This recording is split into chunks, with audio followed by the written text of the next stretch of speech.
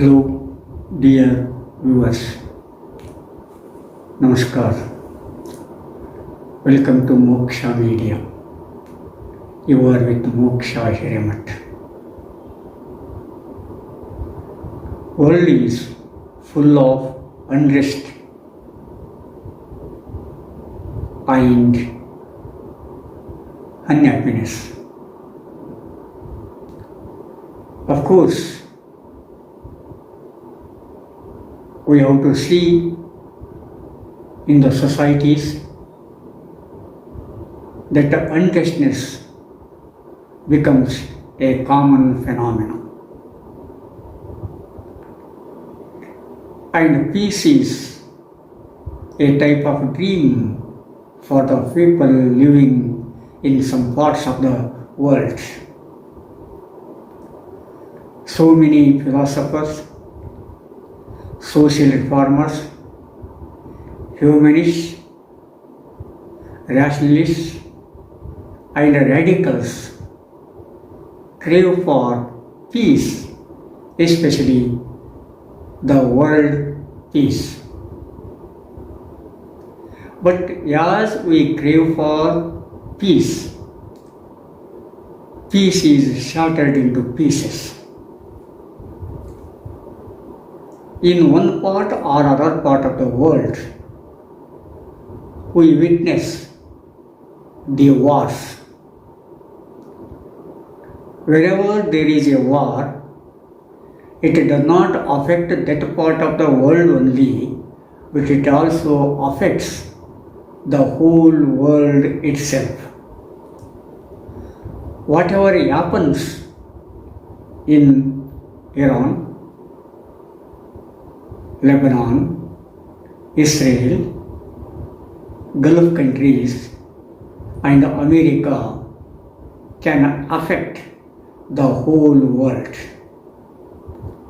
because world is so dependent on so many nations, on so many societies. You cannot dream a peaceful society without dependence. But there is a limitation for that dependence.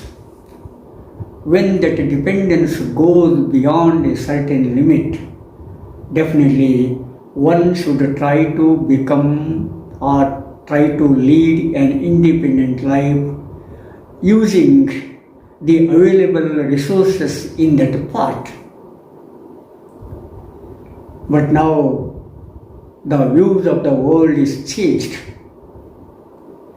The views of the economy and the concept of prosperity is also changed. We crave for prosperity and profit. In order to get prosperity, use of the power and enhance our economic development and the expansion of territories become a common phenomena in some parts of the world. Whether it is Gulf countries or American tendency towards war, or the happenings in Russia and around Russia, make us very aware of these things in the world. Some countries fight for their survival, fight for the piece of land to live and lead the life. But the fundamentalist forces in the world try to take away that land in order to establish their fundamentalism. And some countries, especially the so-called developed countries, try to enhance their prosperity by bringing into power a puppet government in those countries and getting resources at the lowest cost and making rich their countries. In order to do this, some countries in the world, especially so-called developed countries, create an environment in which war becomes an inevitable one. And in the name of this thing or that thing, the war is started and it ends in shattering of pieces. It makes a piece into pieces and pieces. For what? For sake of getting richness, for sake of enhancing their economy at the cost of the lives of others. If they enhance economy for themselves, exploiting the resources in that part of the world, there is no objection for that. But when one country tries to enhance its economy by exploiting the sources in other countries illegally, unethically, automatically it becomes a question of objection. That is what we see. These fundamentalist forces and so-called developed countries' war economy lead the other and the expansion tendency of some countries lead to the war. Whenever war takes place, of course, peace becomes a dream. But with all that, man tries to have the peace in his own ways.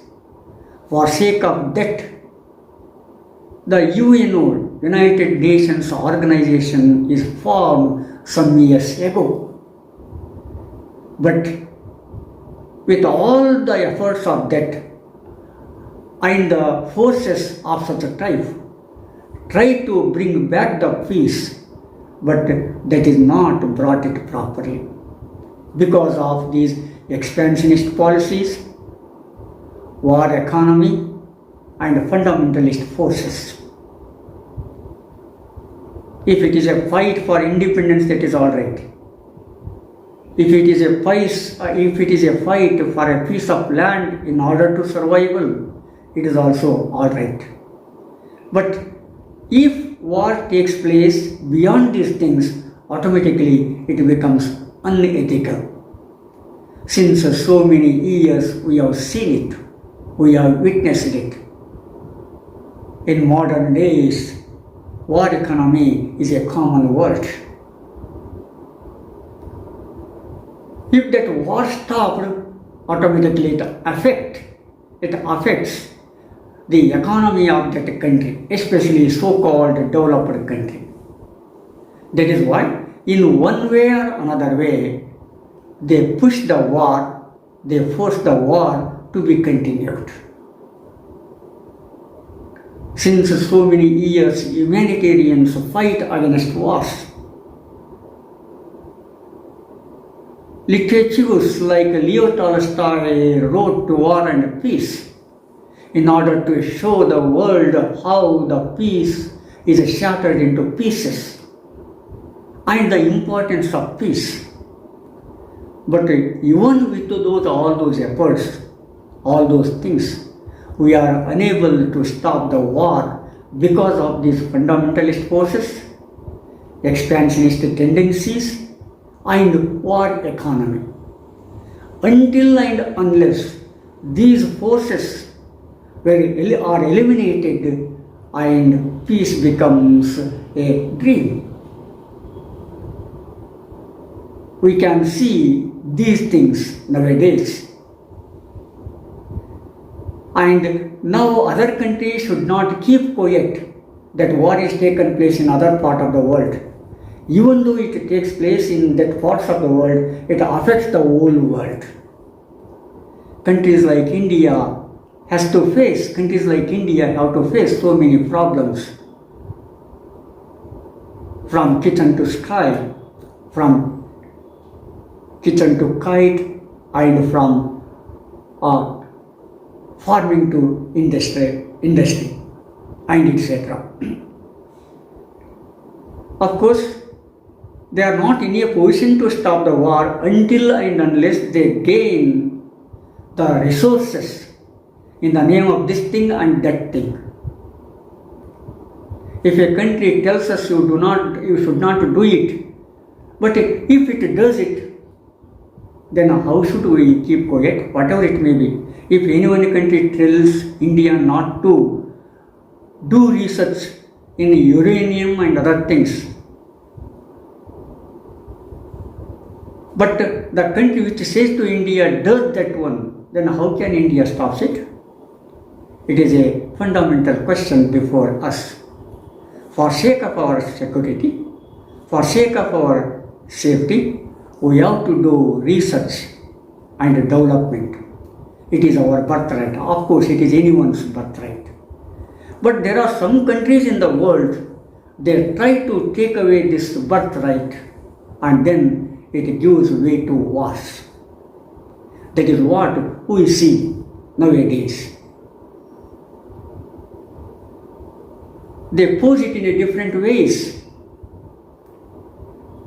They make here and there their centers. In Ceylon, Gulf countries, nearby China, around by India, Russia, and so many other third world countries, South American countries, and etc. etc. By that they try to gain their power over those countries.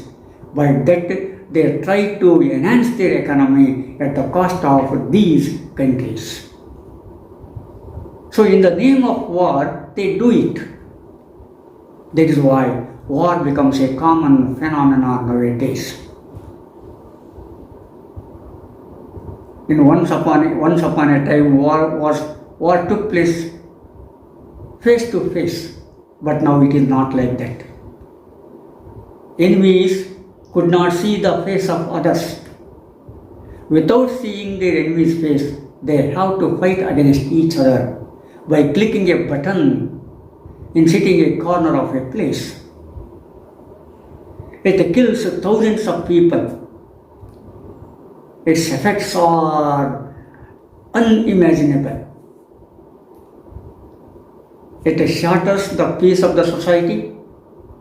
It shatters the customs and traditions of the home. It breaks the family bonds into pieces. It makes the women and children's life very pathetic, and it leads the life of the people towards unimagined diseases. We have seen it in case of Hiroshima and Nagasaki. We see it in case of other things also.